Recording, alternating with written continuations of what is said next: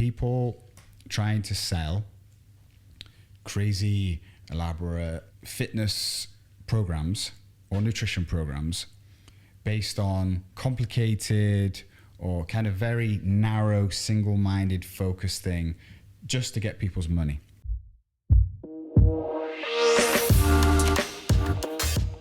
Welcome to the Lundberg podcast, Cyrus. It's great to have you here. I've heard so much about you. My friends have been to many of your classes. Would you like to give our audience a little bit of a backstory as to who you are and what you do? Yeah, thank you so much for the introduction. I'm Cyrus, and I'm the owner of Boxica. I founded it with a friend of mine 2.5 years ago. We're a multi-concept fitness studio in Dubai Studio City. A little bit about my background. I was in the military for 5 years, left school at 16, traveled around the world for 4 or 5 years, and I've been a fitness coach for 15 years now. Wow. So were you a fitness coach, during the military, or was that afterwards then? I started training for the military, like personally training myself to be fit at 12. To get fit. Did you always know you wanted to be in the military? From 12. From the age of 12, my friend brought a picture of his brother into school. And he was a Royal Marines Commando, and he had his green beret on, and I saw the photo, and from that moment I wanted to be a Royal Marine. From then on I was just like 100% in on the military. And what was it? Was it the uniform? I have no idea. I just saw it, and he was in like a jungle somewhere, and I just saw adventure. I didn't really like my hometown, and I just saw an escape, my way of getting out. Yeah. And I was training like crazy for it. So funny story, I applied to join the Royal Marines when I was 15 and 9 months old on the day. Yeah. And that was the exact age that you could apply to join back then. Did you not know that, or was it you'd waited till exactly that day? I knew it. So I walked in, and the recruitment officer was like, yeah, you're too young. And I'm like, I'm not. I know exactly how old I need to be. He's like, how old are you? I'm like 15 and 9 months to the day. And the guy's laughing. And he's like, do you know that guys your age, the percentage of pass for the Royal Marines is so small, you've almost got no chance.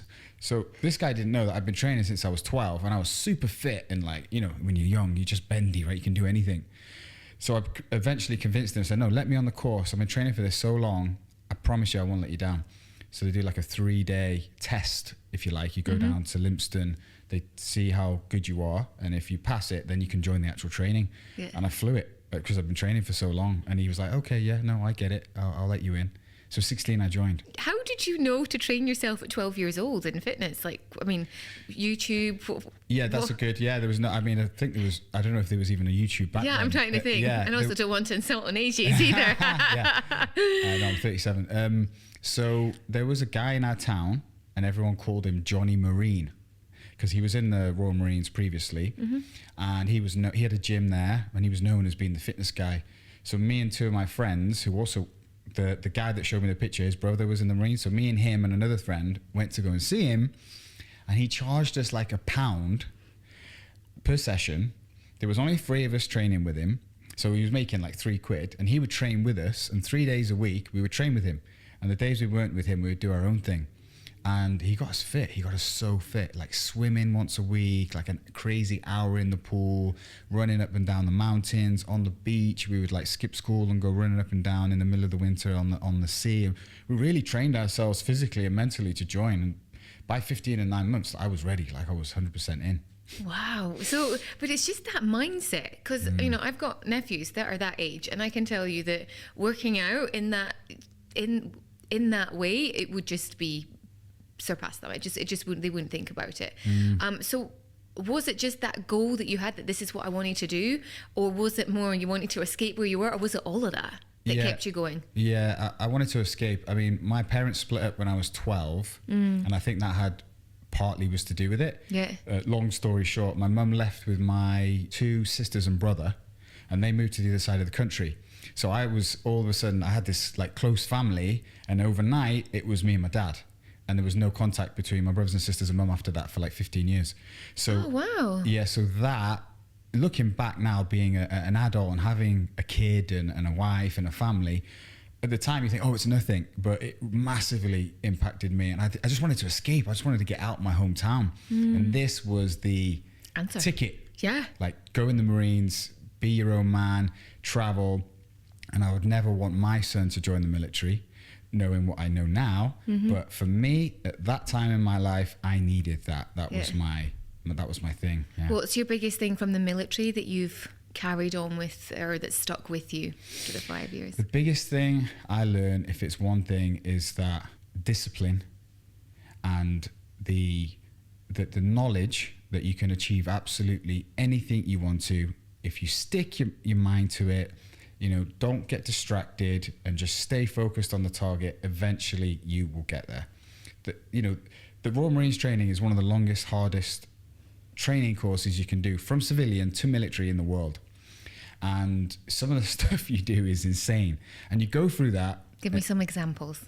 Okay, well, the physical test, the commando test at the end of training, it's 8 months long. And you have to do the commando tests. There's these like legendary tests. One of them is a 30-mile weighted march over mountains. And you do it with a big heavy pack on your back and your rifle and all your equipment, and you're non-stop running for 30 miles over hills. But that's just one of the tests you do.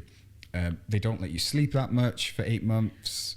Something that people don't understand, like the fitness side of it is really hard, but lying in cold puddles in the middle of the UK winter, freezing cold, it breaks most people. The pass rate is really small because you think, why am I doing this? The older guys that maybe had made a bit of money or they had families, it plays on it. I was 16. I was like, I was loving it. This is it was either that or go back to Wales, and I hated that. So that was kind of why I stuck with it as well. I read David Goggins' book. Have you read it? Yeah, I have. Yeah, both of his books. Yeah. So he talks a lot about.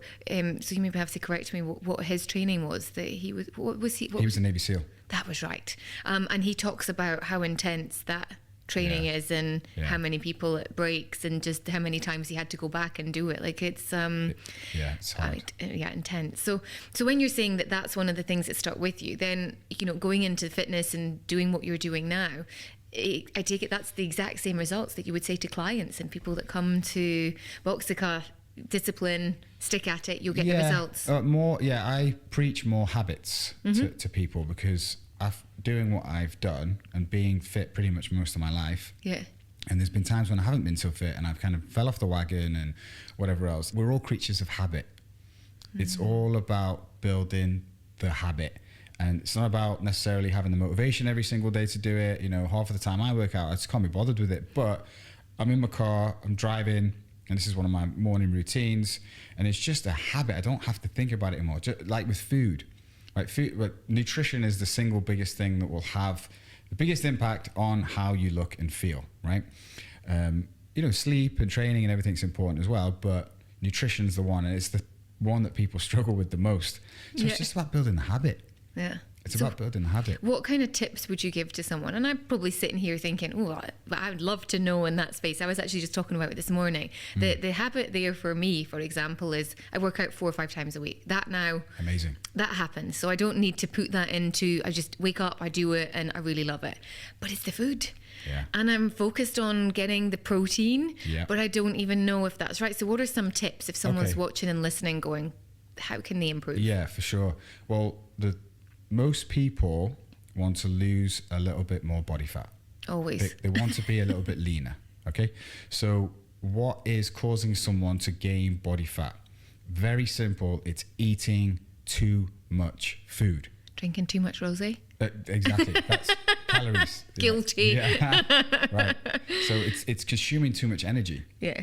Right. So it's just putting the fork down or putting the bottle of wine down and not consuming that much energy. And a great tip to start, if you've got no idea, is just track your intake. Yeah. Go on MyFitnessPal, everything that you eat or drink, put it in the app, and just see how much energy you're taking in. Do it over the weekend, because that's normally when people will consume too much.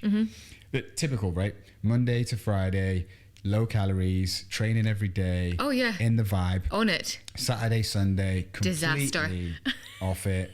And then the average calorie intake for the week goes up because your calorie intake on the weekend is so high. The trick there is just staying consistent 7 days a week and knowing how much calories you are consuming. That will keep you lean. It's very simple, actually.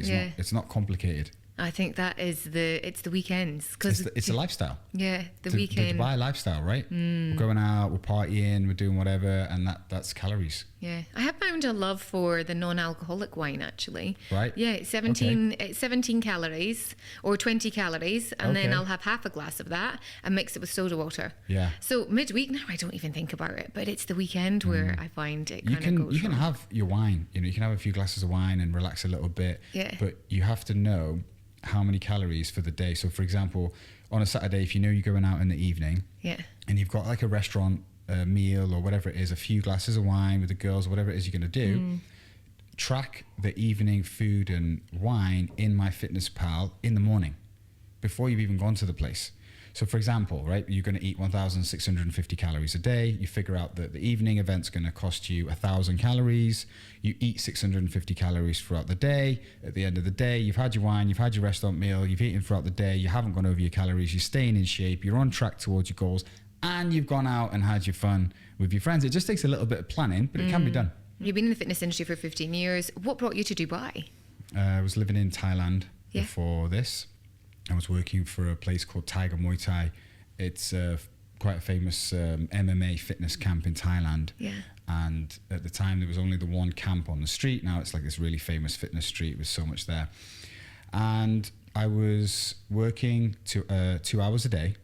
I was training Muay Thai 2-3 hours a day. I was living, you know, I wouldn't put a t-shirt on at all. I had flip-flops that I would barely wear. I had a motorbike. And I was just this beach training lifestyle. Had dreadlocks. Wow. You might okay. not think that now, obviously, but I'm bald as anything now. But so I was living this life, and it was great. But I wanted more. I wanted to grow. I always wanted to start a business, and I was just like, I don't think I'm in the right environment here. I'm not getting motivated to do it. And I'd never been to Dubai. Didn't know anyone in Dubai, but just thought, something's going on in Dubai. This seems like they're happening. You just read about it, or? Yeah, just heard about it, read about it, and got it in my head that was the place to be. Yeah. And made the decision to move here. So I got a job with Fitness First as a personal trainer. Yeah. 6 months into that, started my own CrossFit gym, actually, with a family member of mine. Started that. I ran it, run the whole business, learned a hell of a lot in 3.5 years, sold my shares of that, and then got the idea in London to do a boxing fitness style studio in Dubai. At the time, there was nothing like it. Yeah. So did the research, went to Amsterdam, went to New York, spent a week in New York doing every single boxing concept under the sun. I was doing like 3-4 classes a day. New York is one of the fitness capitals of the world. Like a lot of brands and concepts start there. Took a little bit from each place where we saw and went for it. We started with one studio, which is our boxing and fitness studio. It's a mixture of strength training, fitness, and boxing. It's dark in there. There's crazy lights everywhere. The coach is in there with the music and everything. The vibes are cool. But during our fit out, COVID happened. Oh no. So I remember standing outside the place with my business partner, who's a very good friend of mine, and he said, I think in a couple of weeks we're all going to have to go into a lockdown. And I was laughing at him. I'm like, what are you talking about, mate? Anyway, 2 weeks later, we're in a lockdown and the whole thing happened. So we opened a week after lockdown. So that would have been like, what, the May or something like that? It was September 2020. Oh, okay. So the summer, Yeah. the restrictions got lifted. 1 week later, Boxica opened. Okay. So everyone's still obviously scared. Nobody wants to You be. had to still wear a mask, I think, when you worked out. Did you know? It was absolutely. We could have 8 people in our studio at the time. And how many can you take now? 30. Oh, wow. Okay. 8 people. Yeah, masks, distances, full-on inspections. Nobody wanted to train. The first year of business was tough.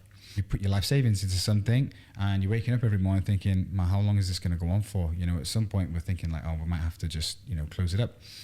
But we persisted. We opened, and we always wanted to build something that was big on community and people, and that's what we did. We focused on our members. We got to know them. We got to know their kids' names. We did kids events. We did adults events. We've grown a community outside and inside of the gym. And that's one of the reasons why I think we've had so much success. And at the time, our tagline was "Find Your Inner Hero." And that was just some stuff that we come up with, right?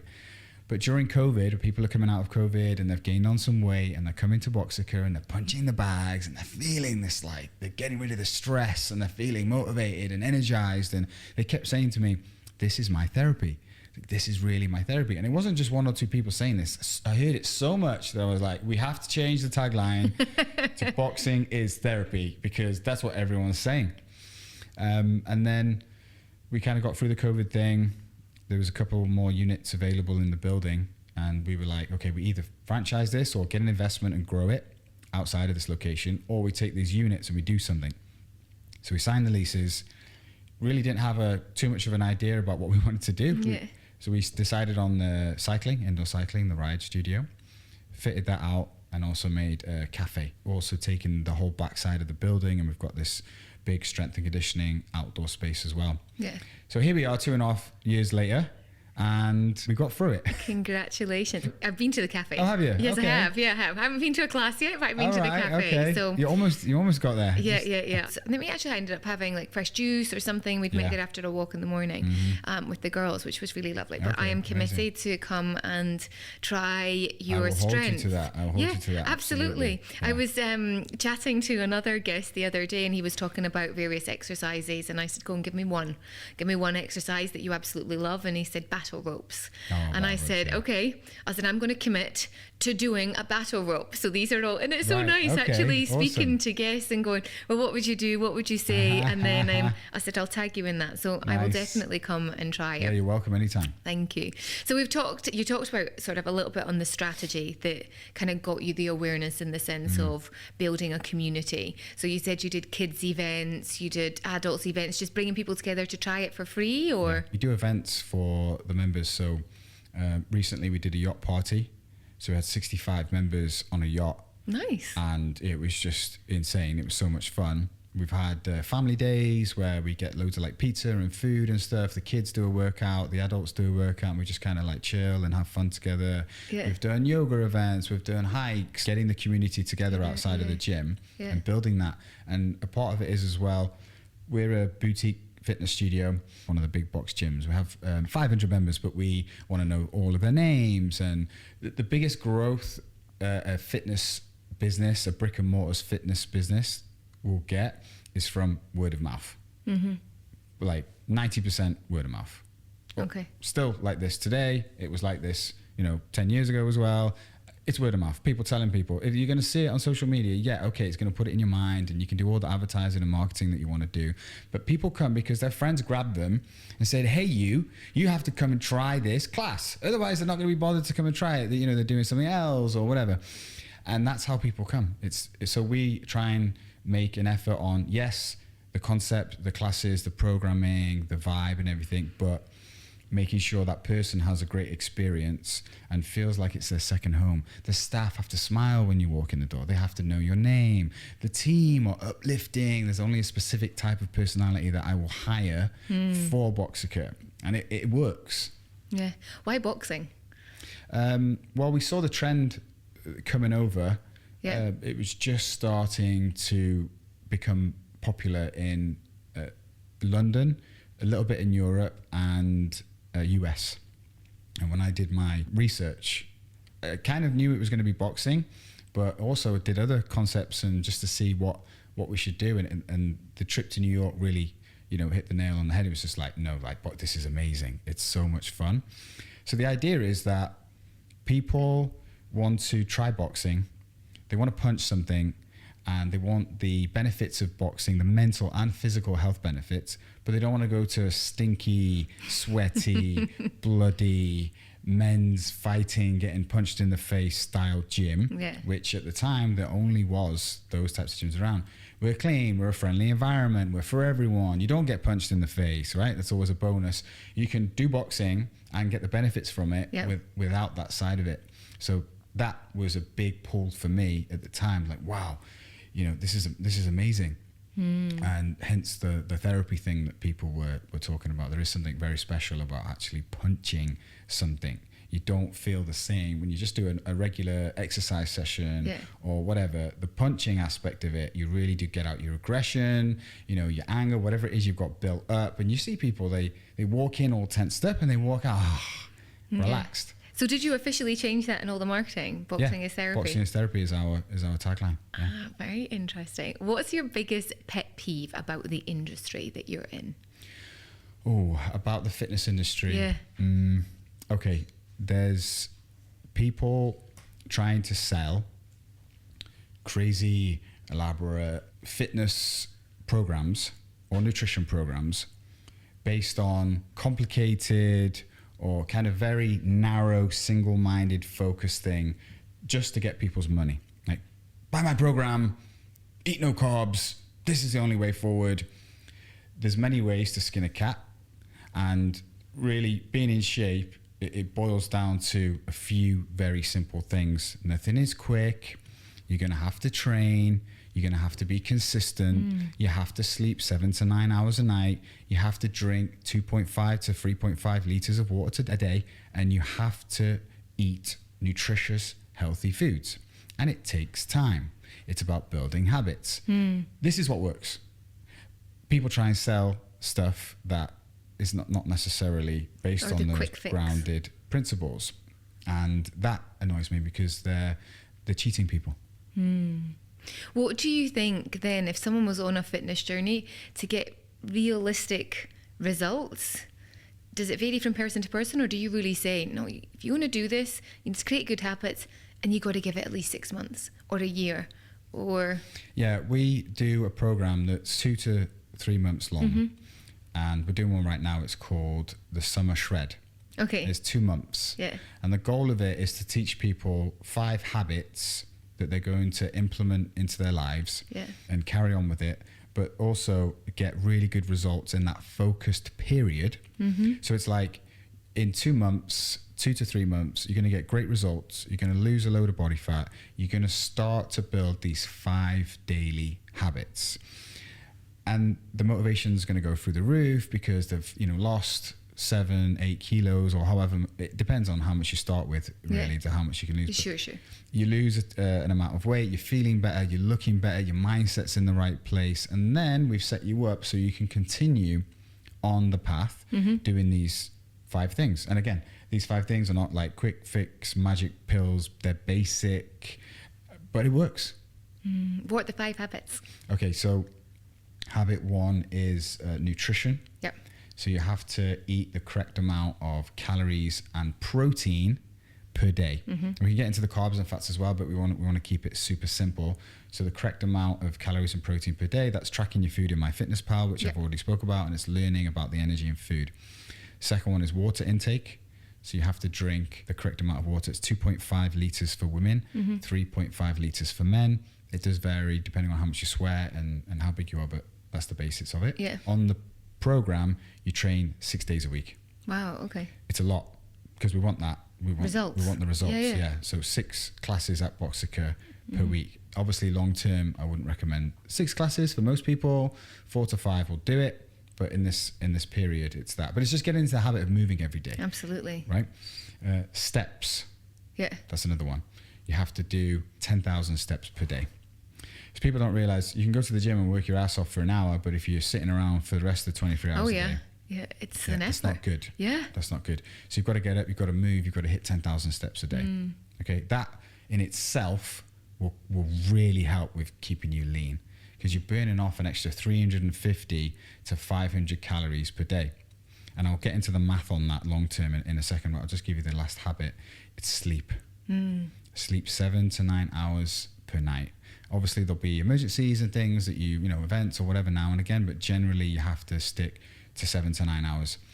And if I was going to pick one of them that was going to have the biggest impact on your life, if you're not doing it right now, it's the sleep. Tell me a little bit about that. If you're not sleeping, hormonally, physiologically, mentally, you're going to be in such a bad position to make the right choices with food. So, for example, when you don't sleep properly, your body registers that you've not had enough sleep and you've been awake more hours than normal. So it triggers you to eat more food. So, but if you've been awake like an hour or 2 hours more than what you should have been, I mean, how many calories have you really needed there? Like, it's minuscule. It's a tiny amount of calories. But the urge to eat is way stronger than the actual need. That's why you get sugary cravings and you do crave food more, whether you know it or not, when you don't sleep enough. And therefore, over time, you will consume too much food and you'll gain body fat, right? So by setting these out, I mean, sleep's just a basic need and everything works better when you sleep enough. So it is one of the pillars, one of the 5 habits. And going back to my, I want to do the math on my phone. Just think about 10,000 steps a day. Yeah. Most people do 3,000 to 5,000 a day anyway. Just normally, right? You've got to walk, you've got to go out your house, you've got to walk to the office, whatever it is. So if you say you have to do an extra 5,000 steps a day just to hit that 10,000, right? 5,000 will take half an hour, 40 minutes of walking. You can do it throughout the day if you want, just by setting an alarm or making a conscious effort to walk a bit more. Or in the evening, you can walk your dogs, go for a little walk with your partner, or whatever it is, right? You get your steps in. Let's say on average, let's take the lowest number, 350 calories a day, walking a little bit extra, okay? Done over a month, that's 10,500 calories burnt, minimal, in a month. Times that by 12 months, that's 126,000 calories in a year, okay? That's the minimum amount. It is more than that. If the average person takes in 2,000 calories, right? You might be more than that, you might be less than that. Divide by 2,000. It's 63 days worth of food. 63 days worth of food burnt off just walking 10,000 steps a day. Yeah. Imagine that. It's 2 months of food. It's a lot when you work it out. Put that food in a room at the end of the year and say, wow, I've just burnt off this, just walking that 30, 40 minutes a day for the whole year. The power of these habits over the long term is huge. But think about the opposite, right? Think about you over-consuming. Let's not even say 350. If you over-consume, have a couple of biscuits, or you have a little chocolate bar here, or you just eating your kids' chicken nuggets that they didn't eat, or you're just putting in a few chips here and there, 200 calories a day easily without even blinking, right? Times 365 days, that's 73,000 calories based on an average 2,000 calorie diet, right? It's 36 days worth of food at the end of the year that you've accumulated extra, just 200 calories a day.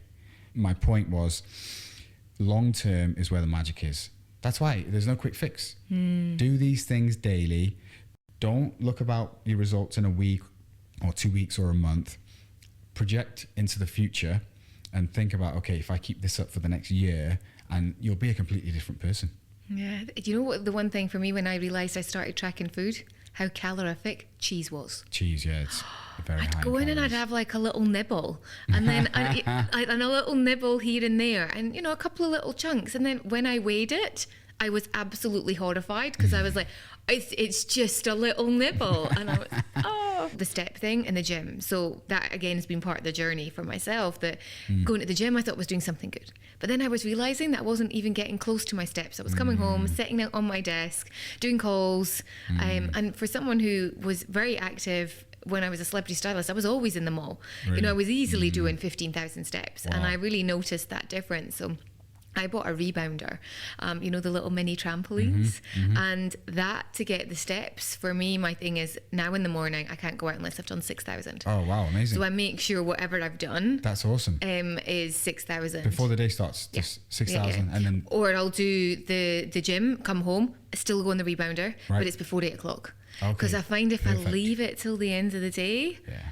then the bad decisions come in and, I'll make up for it tomorrow. And I'm like, no, my day is always much better if I know I've got 6 in already. And that's an interesting stat on that, if we can roughly work out 3,000. Yeah. If you're saying that you would do For wandering around the house or whatever, doing bits and yeah, pieces. you're probably hitting your 10 so there.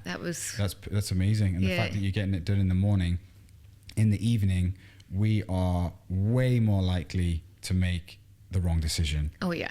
You're tired, right? You might be a little bit hungry, you've had a bad day, whatever it is. It's very difficult, even for me, to really focus in the evening. So a little trick I like to do for that is I do my training first thing in the morning. Yeah.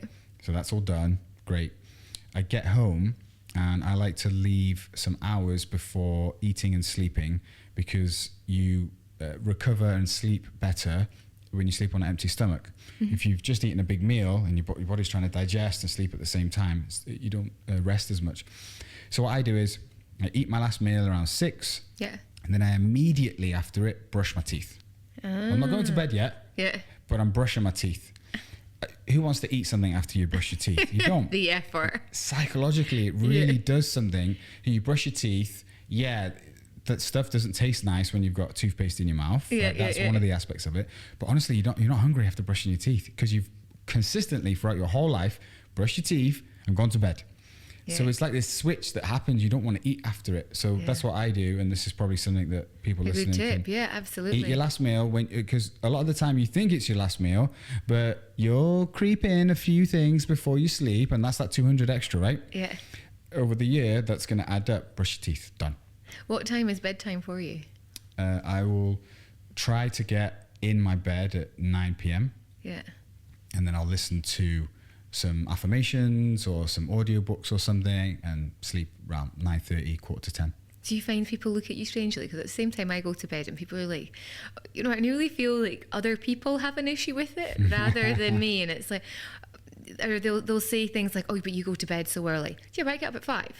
Or I don't know. Is that the same for you? Or but people generally don't prioritize their sleep, and they, it's the last thing, it's the last priority for them, right? The Netflix or their social event or whatever it is more important than them getting them sleep.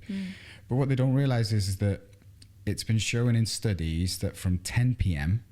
to 6 a.m., between that time, if you get your sleep in, you're going to get the most recovery mentally and physically from those hours of the day, 10 p.m. to 6 a.m.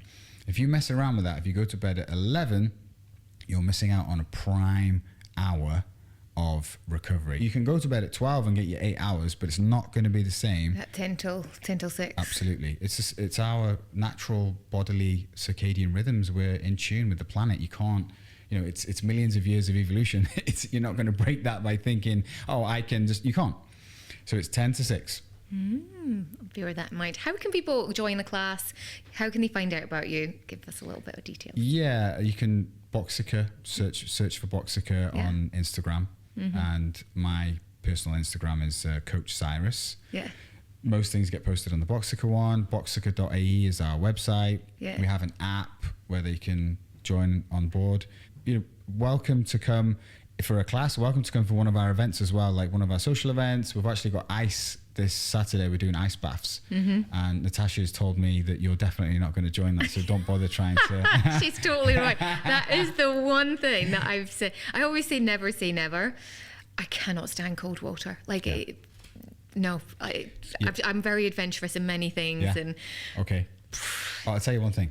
I don't like cold water. I don't like having cold showers or anything like that. But the ice is different. You get coached before you go in the ice on how to breathe in the ice. And the idea is to calm down your nervous system and your mind in a stressful situation. Going in the ice is a stressful situation. I bet. It's 0 degrees. But if you can control your breathing and you breathe in a specific way and you get in the ice, it's really not that bad. And you'll learn to slow your breathing down when your body's trying to do the opposite. And you'll get out after a few minutes and you will feel better than you've ever felt before. Honestly, you will feel absolutely fantastic. Well, in saying that, I have done cryo before. Cryotherapy, where you stand in that freezing cold chamber, but you're not getting wet. So it's freezing. And because I know a lot of athletes do that after they've done big events and what have you. And I get the feeling like I was ready to take over the world, but I might work on that one. You can do it. Well, you're welcome anytime. Thank you. The thing about it is a lot of people struggle to calm their minds. And when you get in the ice, you ain't thinking about anything. Like, you are hyper-focused. It's like an extreme form of meditation. That's why I get so many people after it just being like, oh my God, why do I feel so good? A lot of it is the mental aspect. You've just done extreme meditation for 3 to 5 minutes. So a lot of it's that as well. People don't realize it's I've got a friend who's addicted to it now, and she goes every couple of weeks and loves it. If you do it once, I promise you, you will go back and do it again. I feel like people have to leave comments and going, if they've done an ice bath, and honestly tell me what I'll think of it. I always love to wrap up a podcast. This has been something new. I say the last sort of 4 to 5 episodes I've done this, where I've got some random questions. Okay. Pick one and go ahead and answer it.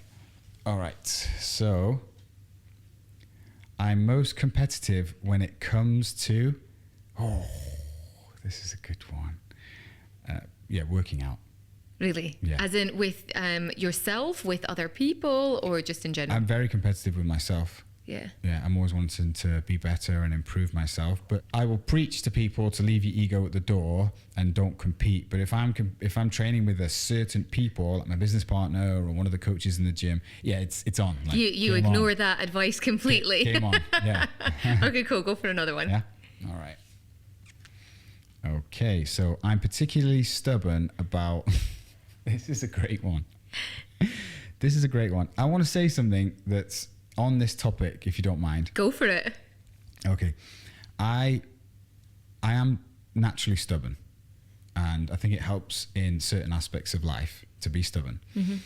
However, in certain other aspects, it's good to know when your stubbornness is not serving you. And this is something I've mentioned on my own podcast a few times. I did something called the Landmark Forum.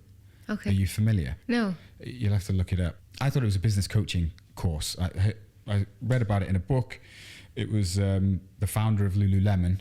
Yeah. He said it changed his life, and he would always look at his life as before the forum and after forum. So I'm like, this billionaire is saying this, I need to go on this forum. So I didn't look into it, I just went on it. It wasn't about business. It was about yourself, how you look at yourself, the baggage that you carry in life, and how to let go of that and move on as a new person. And I'll look at my life exactly what he said as well. It completely changed my life. So I will say on stubbornness, I was a very stubborn human being, to the point where it was actually impacting my marriage.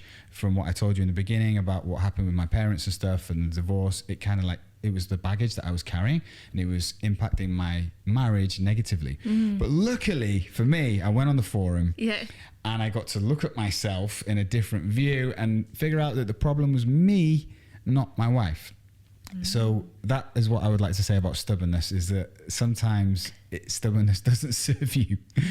Very true. So tell me about where is this? Is this something that happens once a year, or? They come to Dubai before COVID, and they did 2 forums in Dubai. Oh, wow. In America, 2.5 million people have done it globally. It's all around the world. And it started in the 80s. There's one guy that started it. It's been going since the 80s. And no words that I can say now will let you know what it's about. You sit in a room for 3 days. They don't give you many lunch breaks. They don't give you that much time to sleep in the night. The room's freezing cold. All they do is talk to you. And you think this is torture. Like me saying it now, you're thinking, there's no way I'm going to do that. You are on your seat, eyes wide, listening the whole time. And they tell you on the last day, you're going to have this breakthrough at 5:30 p.m. or whatever. They tell you this like time. And after the first day, honestly, I went home to my wife and I was like, look, the stuff they're saying is great, but I don't know if I'm going to go back for like 2 more days. Like I was really like toying with myself. I was like, okay, I'll just go and do it. Did the second day, like, wow, getting this great information. It's great. Not what I expected, but it's good. And they're saying the third day, you're going to get this thing. Anyway, I'm going to go back and do the third day. Did the third day, comes to the afternoon, things are getting heated. I hadn't spoke to my mum for so many years. And one of the things they tell you on the forum is you have to have a good relationship with your parents. They brought you into this world. They gave you life. You really can't live your life fully in the greatest respect if you're not speaking to your parents if they're alive. I ain't spoke to my mum. I did not speak to my mum. 15 years since I was 12 or whatever when they told us on the forum, call your parents, make up with them. And I was like, nah, no way. I'm not doing that. See the stubbornness, right? There's no way I'm calling my mom. And I told my wife, and my wife was like, I've been telling you for years, you need to speak to her. I'm like, no. 5:30 p.m., the last day, it hits you like a ton of bricks. And it's the only way I can explain it is you see yourself in a mirror and you see why you are the way you are, why your personality is the way it is, and you realize that you don't need to carry that around with you anymore. And you can just let go of everything and go forward being whatever the hell you want to be. So I immediately called my mum after I had this thing, right? And now, out of the blue after 15 years? Yeah, called her up. And I said, I'm sorry to her. I'm sorry I haven't spoke to you. I love you. You're my mum. And I want to build a relationship with you. And the weight, honestly, I felt goosebumps. the weight, like it was like taking a 100-kilo backpack off my shoulders and just being like, oh, it's done.